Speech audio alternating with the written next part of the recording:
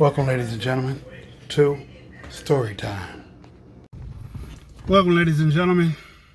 I'm your host. This dysfunctional world, right? Story time. This is a story time that was asked to be told the whole duration of the story. So, in case you missed it, I'm starting from the beginning. I was on Yahoo Messenger. So, if you know what Yahoo Messenger is, that's how old this story dates back. I was on Yahoo Messenger, and I used to go in and out of different chat rooms, playing music and battle rapping against rappers or dudes that thought they were rappers. My music would play continuously. So if I go in a room and no one's on the button or whatever, my music was playing. So this young lady heard the music and was like, "Oh, okay, he jamming. He playing some old nice cuts. He got a good mind for music. Cool." So it's a lot of weirdos on things like that. So the way that you initiate a conversation is you know what I'm saying, you say hey or whatever, and then you put up age, sex, location. So ASL. Yeah. Age, sex, location. And whatever your username, your tag name is, that's what will show up. So this woman, her name showed up. I wasn't sure if it was a woman, so I hit her back with age, sex, location. ASL. ASL. Age, sex, yeah. So I hit her with that. And she said, "What? Look at my name. I'm a girl." So I had to make sure. So we conversed back and forth on Messenger for about maybe a couple days to a week. And then she called me over Messenger. So I was talking to her through the computer. So we talking. One thing leads to another. She sends me a picture. I sent her a picture. We both like what we seeing. And I'm like, cool. You know what I'm saying? I think I can work with that. And so we started talking and taking pictures on a regular basis. And she would talk to me while I was working. I used to work at Walmart. And she would call late at night, or she'd stay up late at night because that's what time I got off work. I mean, I try to talk to her throughout the day here and there, but like when I was pulling freight, because I was overnight working, I pulled freight to the floor, she would talk in my earbuds. And like I said, when I get off work, she would already be in the bed because she worked in the daytime. She had a day job. So we would talk all day during the daytime. And then at night, she'd wait late up at night for me to get off work to talk to me. And it went on for about 3 to 6 months. Just talking. Getting to know each other. She came to visit me. And I think the day before, the day of coming to visit me, she slipped off the bus because she would take the bus from Chicago to, when she was in Chicago, she'd take a bus and a train to get home. She slipped off the bus and she knocked one of her teeth out. So when I seen her for the first time, she was missing a tooth. She was embarrassed. She was like, I started not to come because I didn't want you to see me like this. I said, but if I'm going to love you, I'm going to love you regardless, no matter what you look like. And she's like, true. So she came down, picked her up from the airport. I think I made her dinner or took her out to eat somewhere. And that night, we consummated our relationship. She told me that next morning that if I didn't give it to her, she was gonna take it because ain't no way in the world she gonna fly that far or get on an airplane and come that far and not get what she wanted in the long run. I said, okay, that's how we planned it today. All right. And so like we spent, I think a week. I think she took off for a week. We spent a whole week together. She flew back to Chicago, very happy, very enthused that I'm a real person, that I'm not no serial killer. Sex was good. The vibe was good. So she gets back to Chicago.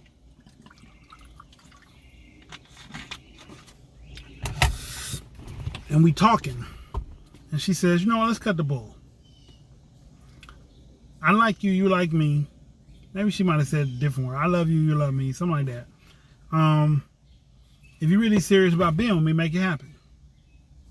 That next week, I have bought a car, and the first place I took the car was to Chicago. So I drove a car that I did not know whether or not it was going to make it to Chicago to pick her up and bring her back to Birmingham. So I got to her house before she got off work. It's hot. I'm sorry. It's hot. The sun drains me sometimes. Got to her house before she got there. Talked to her parents. Told them that I wasn't going to do nothing to their daughter. I was going to be the best man I could, and start her new life in Alabama. And they were like, well, we got to respect you. You came this far just to come and get her, and you seem like a man of your word, and you're about what you'll do. I said, great. So brought her back. Taught her how to drive on the freeway. Not that particular instant, but before it got like maybe 2 months in, I taught her how to drive on the freeway because she never drove on the freeway before. And she was scared. She was scared of big trucks and 18-wheelers and things like that. So we get back to Birmingham. Everything's good. I'm working. She finds jobs just like that, like bank jobs, because she's in the banking industry. We have a lot of wild times. I'll say that. Threesomes and things of that nature. Trains, threesomes, things like that. And everything is great. Everything is good.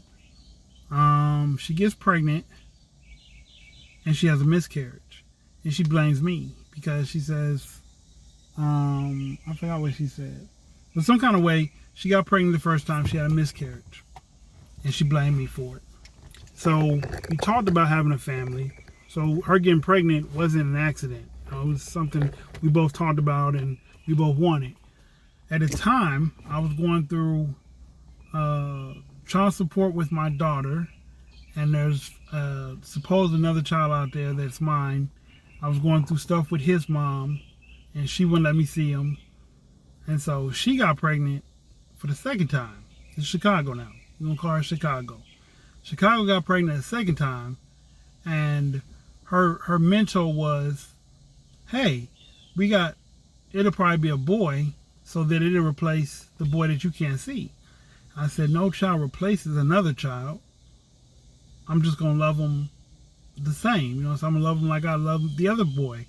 And she was like, well, I didn't mean to say replace. I just meant that you should be happy, or you would be happy that we're having a boy this time. I said, I'm not really happy. And she said, why? I said, because no matter how much I love having children to raise and be mine and be, they're my creations. I hate the fact that the mother instantly has a pivotal tool that she can use against me to hurt me. And she's like, what do you mean? I said, at any given point you get mad, you want to go back to Chicago, you take my son with you.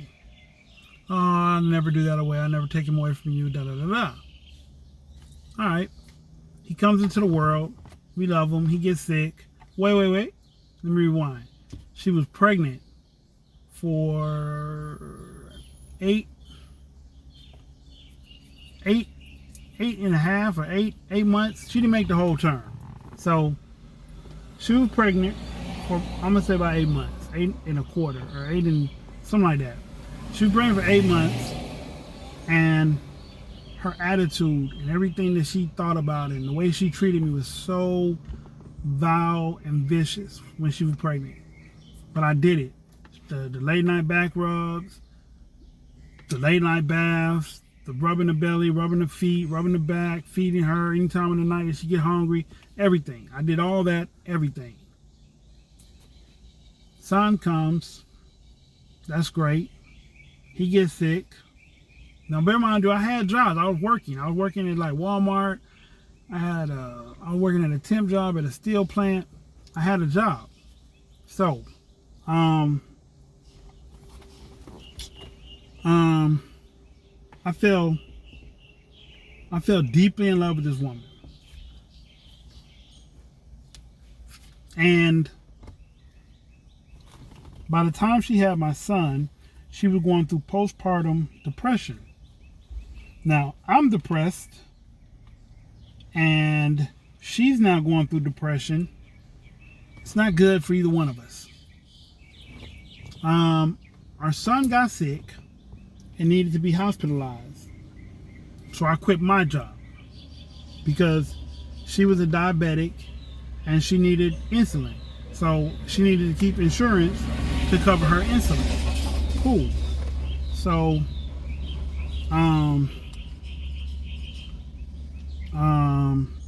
she kept a job. I started hustling. I got back in these streets. It was unappreciated because she hit me with, anybody can hustle. No, anybody can't hustle. It's a skill. Everybody don't have that skill. She would have a job. She would, when she was pregnant, she would have a job, quit a job, just like that. So I'm like stuck working. I was working at a recycling factory when she did that. When she was pregnant, one day she came home. She's like, I just can't do this no more. I can't work. And I'm like, well, should we talk? Well, I quit today. And I'm like, well, we should have talked about this before you quit. And she was like, no, I quit. This is how I felt. I said, so now you putting all the bills and all that on me. Like, boom. She's like, well, you a man, right? You can take it. Yeah, I can take it. So I took it. Like I said, once she had a baby, he got sick. She kept her job because she needed insurance to cover her insulin. And I spent a lot of time at the hospital at first. And when he came home to be an outpatient and had to go to his treatments every Tuesday or Thursday, I would take him and I would hustle. My uncle was living down here at the time with me, so he would watch my son sometime. And I would hustle. I'd make that money. We got into it like couples get into it sometimes. And I would choke the shit out of her. I think.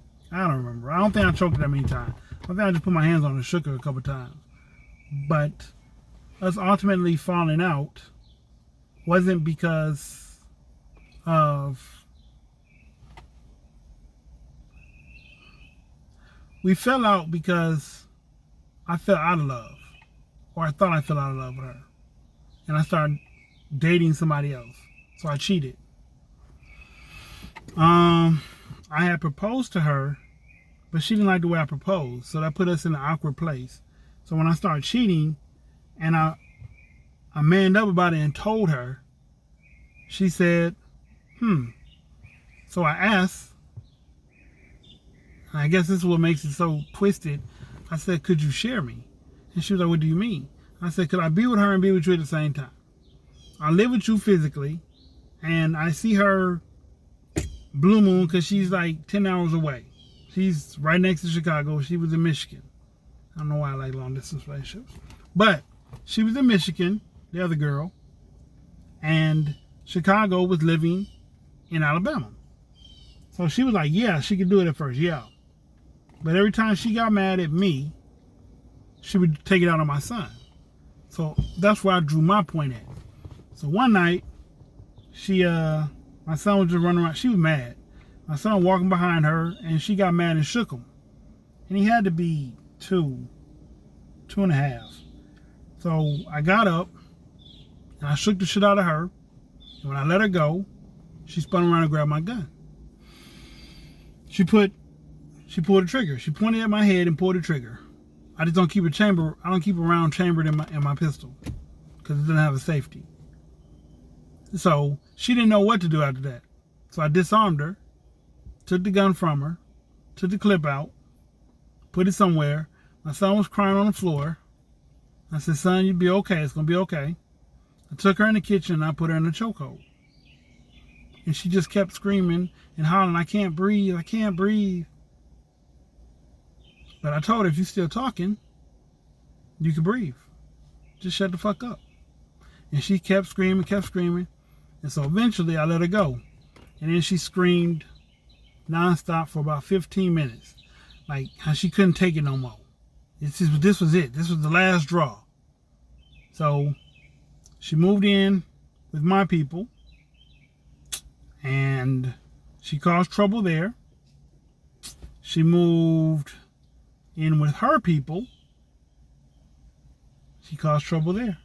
Well, I don't know if she caused trouble. She said her people were eating up all her food that she had for her and the baby. And I said, well, why don't you just come back home and whatever. So she was at the house, and I don't know if that's when I started hearing voices or what, but I was hearing voices, and they were telling me to kill her all night. And I said, if I sleep here tonight, you're probably gonna die. She called the people on me. She called the ambulance people on me, and they took me and admitted me to a psych ward. And I was in there for about maybe 2 months or 2.5 months. I was in there for a moment. I get out sometime after Christmas, but before New Year's.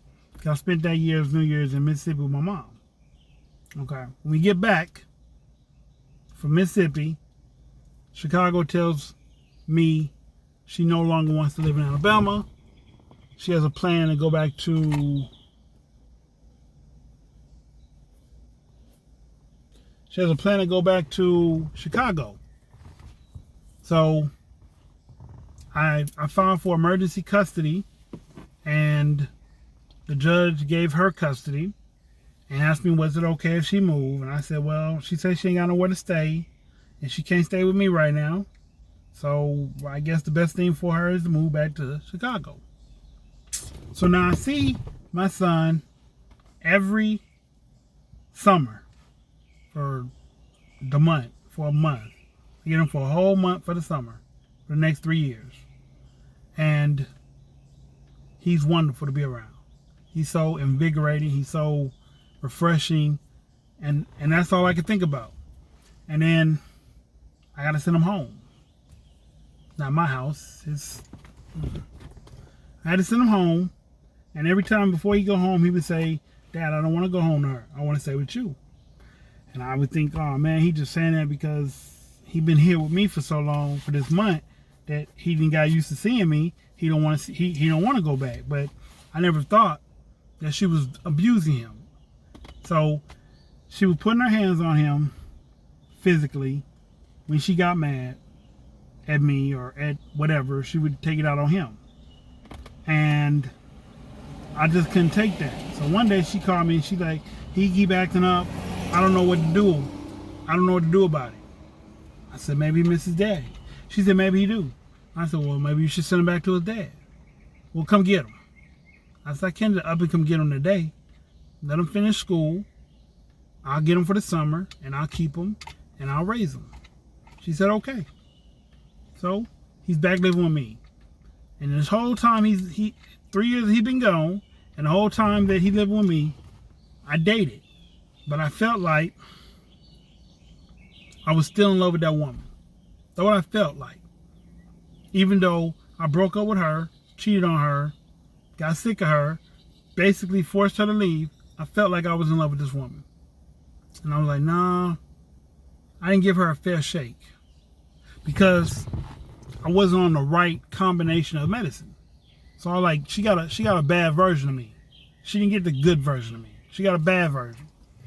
So fast forward, you know, I was seeing her, and she would come down to visit him, and I would always suggest, why don't we try it again, get back together. We were cool for a good time. We were friends. She moved back. She started dating one of my homeboys. She moved back to Birmingham, and she had him living with her. And I started to kill both of them because I felt like that was the ultimate disrespect. And if they've been talking for a whole year, which they were, why they couldn't have told me when they first started talking? Why they had to wait a whole year? You back in Birmingham, and you want to see what my response is going to be, or you want to see how much I'm going to fuck with you after the fact. And I was like, cool. I didn't kill him. My son needs his mom. And the dude wasn't really worth me putting my hands on because it wasn't going to be a real challenge. Like I knew deep down inside he can't handle me one-on-one. He might stick me, he might stab, but he can't go head up with me one-on-one. I knew that.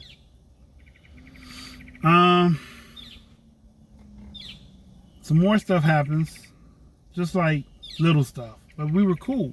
Feel me? Like Father's Day, she would actually buy me a gift for Father's Day, or she'd take me and my brother out and take us to the most expensive steakhouse restaurant and spend $300-400 on us having a good Father's Day, me and him. I got past the messing with the homeboy thing, and deep down inside I felt like I was being a fool because everybody was like, yo, she ain't worth this, she ain't worth that. So we finally kicked it off and finally had a chance to be in a relationship again. And I thought everything was going to be great.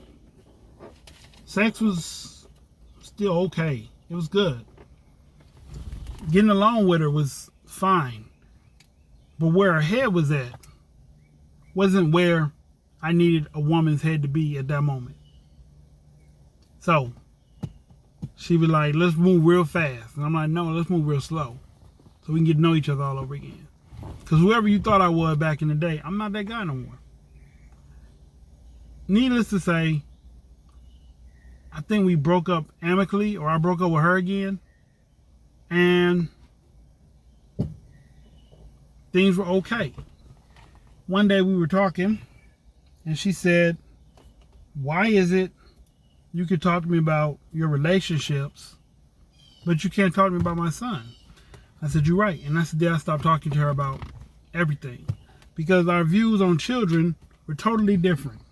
She feels that you got to be tough and beat them and beat sense into them and beat right or wrong into them. And I don't feel like that. I don't feel like you should have to beat anybody to get anybody to do anything. Anybody. Nobody should be beat to do anything. That's how she felt. She also felt like her parenting was superior to my parenting. And I said, how? This is your first child. This is my whatever number child. I've done this before. I've been in this place before. I know how to deal with him emotionally. I know how to deal with him physically. I know how to deal with him socially. I know how to deal with him. So she'd say little stuff to him when he be over there with her. She'd say stuff like, don't you want to come back and live with mommy? He'd be like, yeah, but then my dad will miss me. So my son wasn't never crazy. He wasn't never dumb, crazy, none of that. So he'd say, but my dad will miss me. Or my dad will be sad if I go. Not that I would let him go anyway. But that was his response from a 8 to 10-year-old stance in his own mind. After we broke up, like I said, we were friends briefly. When I started asking her to support her child, it became a problem.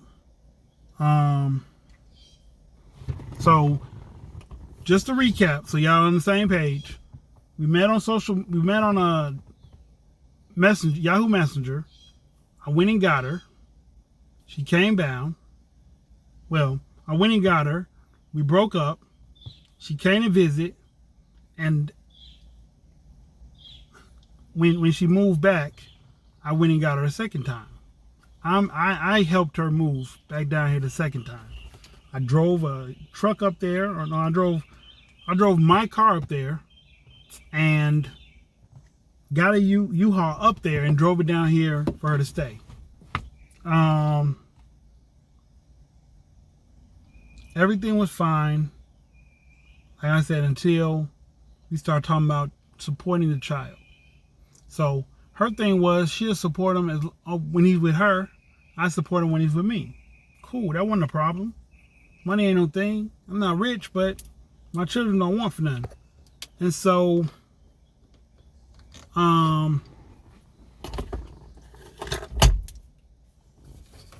slowly but surely, my son stopped seeing her.